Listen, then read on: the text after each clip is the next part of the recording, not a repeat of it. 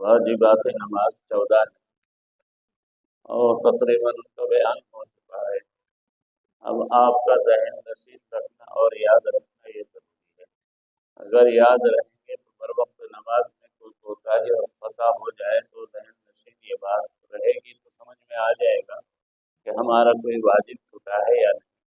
और अगर भूले से छूटा है तो फिर सजदा से उससे काम चल जाएगा। और अगर जानबूझकर छोड़ दिया गया कोई वाजिब तो नमाज वाजिबुल इआदा होगी, नमाज को लौटाया जाएगा। तो पहला वाजिब था फर्ज नमाज की 2 रकातों को क़िरात के लिए मुक़र्रर करना। पहला वाजिब क्या था? आप मेरे साथ पढ़ो आज। फर्ज नमाज की पहली 2 रकातों को नमाज के लिए मुक़र्रर करना, ये वही पहला वाजिब। दूसरा वाजिब, फर्ज नमाज की पहली 2 रकातों में और बाकी नमाजों की तमाम रकातों में सूरह फातिहा का पढ़ना, ये दूसरा वाजिब। तीसरा वाजिब, फर्ज नमाज की तीसरी और चौथी रकात के अलावा फर्ज नमाज की तीसरी और चौथी रकात के अलावा बाकी तमाम नमाजों की हर रकात में सूरह फातिहा के बाद सूरत मिलाना, तीसरा वाजिब। तीसरी और चौथी रकात के अलावा फर्ज नमाज की बाकी तमाम नमाजों की रकात में सूरह फातिहा के बाद सूरत का मिलाना, या कोई छोटी आयत या किसी एक बड़ी आयत का पढ़ना, ये तीसरा वाजिब। सूरह फातिहा को सूरत पर मुक़द्दम करना, पहले सूरह फातिहा पढ़ना बाद में सूरत पढ़ना, सूरह फातिहा को सूरत पर मुक़द्दम करना, ये चौथा वाजिब है। याद हो गए 4 वाजिब।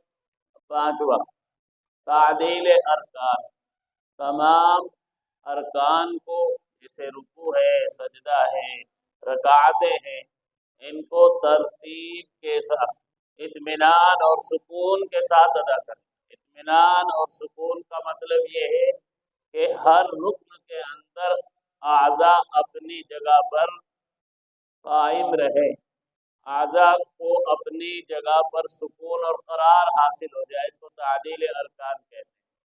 रुकू से सीधा खड़ा होना, इसको कौमा कहते हैं।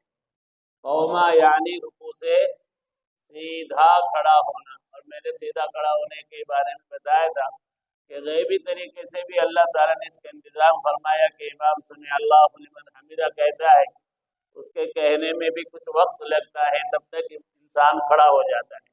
और अगर वो मुक्तदी है, इमाम के पीछे नमाज पढ़ रहा है, तो वो रब्बना लकल हम्द कहता है, तो उसमें भी वक्त लगता है। इतनी देर में तादील अरकान भी हो जाती है और सीधा खड़ा होना भी मुकम्मल हो जाता है। कौमा यानी रुकू के बाद सीधा खड़ा होना, ये छठा वाजिब है। उसके बाद जलसा, दोनों सजदों के दरमियान इत्मीनान के साथ बैठना, दोनों सजदों के दरमियान इत्मीनान के साथ बैठना, ये 7वां वाजिब है। उसके बाद लफ्ज़े सलाम के साथ नमाज को मुकम्मल करना, लफ्ज़े सलाम के साथ नमाज को मुकम्मल करना, ये 8वां वाजिब। क़ायदा ऊला में तशहुद का पढ़ना, क़ायदा ऊला में तशहुद का पढ़ना, ये एक वाजिब है। और क़ायदा ऊला में बक़दरे तशहुद बैठना, ये एक वाजिब है। 10 हो गए। और क़ायदा अखीरा में तशहुद पढ़ना, तशहुद की मिक़दार बैठना फ़र्ज़, और क़ायदा अखीरा में तशहुद का पढ़ना ये वाजिब है। तो क़ायदा ऊला में और क़ायदा अखीरा में तशहुद का पढ़ना और क़ायदा ऊला में बक़दरे तशहुद का बैठना, ये वाजिब है।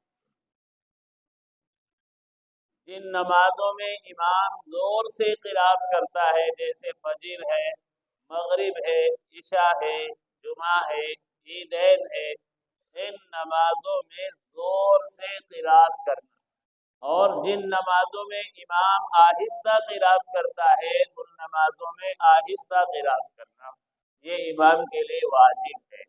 مقتدی کے بارے میں نے بتایا تھا کہ مقتدی کے بارے میں اختیار ہے، اگر تنہا کوئی مقتدی نماز پڑھنا چاہتا ہو مغرب کی یا عشاء کی یا فجر کی، اور کوئی دوسرا آدمی وہاں اس طرح نہ ہو کہ اس کی نماز میں خلل واقع ہوتا ہو، تو اس کے لیے بھی گنجائش ہے کہ وہ دور سے قرات کر سکتا ہے۔ وطر کی نماز میں تکبیر کہنا، وطر کے لیے تکبیر کہتے ہیں اللہ اکبر، یہ تکبیر بھی واجب ہے اور دعائے قنوت کا پڑھنا بھی واجب ہے۔ نماز وطر میں تکبیر کہنا اور دعائے قنوت پڑھنا یہ دونوں واجب ہے۔ ان میں سے کوئی واجب اگر چھوٹ جائے، عام طور سے دعائے قنوت بھی چھوٹ جاتی ہے اور اللہ اکبر کہنا بھی بھول جاتے ہیں۔ جب اللہ اکبر نہیں کہہ پاتے سیدھے رکوع میں چلے جاتے ہیں تو دونوں چیز چھوٹ جاتی ہے۔ تو اگر بھولے سے دونوں چیز چھوٹ جائے تو سجدہ سہو واجب ہو جاتا ہے۔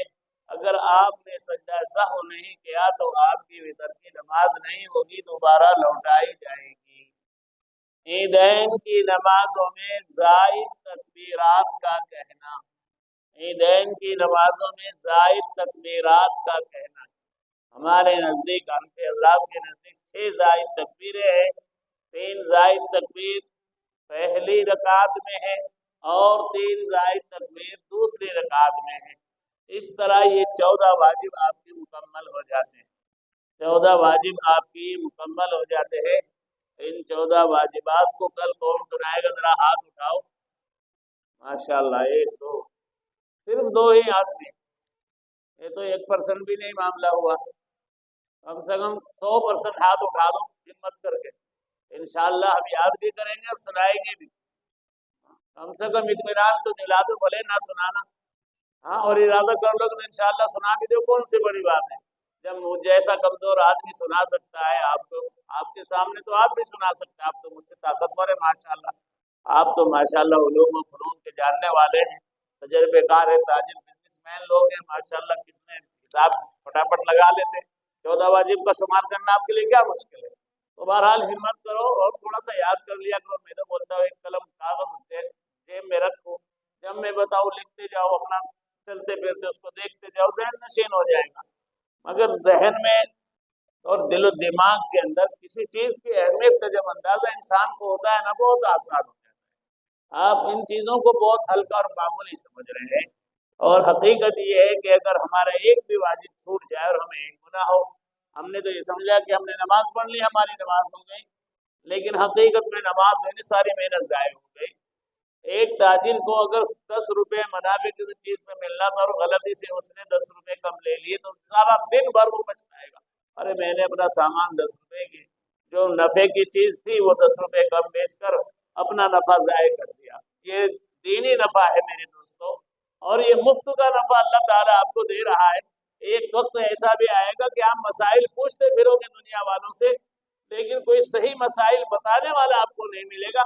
قیامت کے حالات میں آپ پڑھ چکے ہیں کہ کیسے کیسے حالات پیدا ہوں گے کہ کوئی علم دین کا جاننے والا اہل علم کو اٹھا لیا جائے گا، قرآن کریم کے حروف کو بھی اٹھا لیا جائے گا، اور جہالت کا دورہ ہوگا، اور پھر اللہ تعالیٰ قیامت برپا فرمائے گا۔ تو یہ اللہ تعالیٰ کا احسان ہے اس امت کے اوپر، قیامت تک اللہ تعالیٰ ایسے بندے پیدا فرماتا رہے گا کہ اس دین کو اصلی شکل میں امت کے سامنے پیش کرتا ہے۔ جاہل لوگ آئیں گے، باطل پرست آئیں گے، اور دین میں غلو کرنے والے آئیں گے، لیکن ان سب کے غلو کو جہالت کے علمبرداروں کا پردہ چاک کرتے رہیں گے، اور سچا دین قرآن و سنت کی روشنی میں امت کے سامنے پیش کرتے رہیں گے، کیونکہ اللہ تعالیٰ نے اس دین کی حفاظت کا وعدہ لیا ہے۔ اس لیے رب العالمین ایسے حالات پیدا کرتا رہے گا کہ دنیا میں صحیح دین پہنچانے والے علماء، صلحاء، انبیاء کے وارثین موجود رہیں گے، اور جب یہ موجود نہیں رہیں گے تو پھر قیامت برپا ہو جائے گی۔ اس لیے بھائی تھوڑا بہت ہمت کر کے سیکھ لیا کرو، یہ سیکھنے سکھانے کی مجلس ہے، یہ کوئی لمبی چوڑی تقریر کرنے کا موقع بھی نہیں ہوتا ہے، اور آپ کا قیمتی وقت بھی میں لیتا ہوں، مجھے خود شرمندگی بھی ہوتی ہے، کبھی کبھی 5-10 منٹ سے بھی اوپر ہو جاتا ہے۔ تو بہرحال आप 14 वाजिबात कल याद करके आने की हिम्मत और कोशिश करें। इंशाअल्लाह अज़ीज़ आपको भी फ़ायदा होगा और घरों में बच्चों को भी याद कराएं, माँ बहनों को भी याद कराएं, क्योंकि वो भी शरीयत की इसी तरह मुकल्लफ है जिस तरह आप मुकल्लफ हैं। जिस तरह 5 वक्त नमाज आप पर फ़र्ज है, उनके ऊपर भी फ़र्ज है, इसलिए उनको भी बताने और सिखाने की कोशिश किया करो।